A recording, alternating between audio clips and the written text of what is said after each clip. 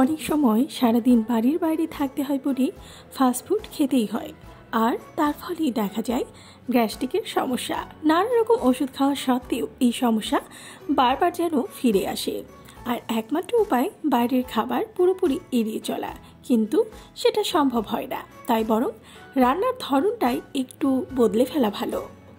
গ্যাস্ট্রিকের সমস্যা নিয়ন্ত্রণে রাখতে দারুণভাবে কার্যকরী হতে পারে রসুন, জোয়ান এবং গোলমরিচ। তাই প্রতিদিনের রান্নায় এই উপাদানগুলো ব্যবহার করার চেষ্টা করুন। এতে খাবারের স্বাদ যেমন বাড়বে, তেমনি শরীরও ভালো থাকবে।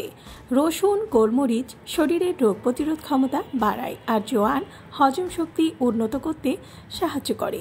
এই তিনটি উপাদান একসাথে রান্নায় যোগ করা হলে গ্যাস্ট্রিক হওয়ার আশঙ্কা অনেকটাই কমে যাবে। আশা করি বুঝতে পেরেছেন। ভিডিওটি ভালো লাগলে চ্যানেলটিকে সাবস্ক্রাইব করুন আর পাশে থাকা বেল আইকনে ক্লিক করে দিন। তাহলে পরবর্তী ভিডিও আপলোড করার সাথে সাথে আপনার কাছে পৌঁছে যাবে।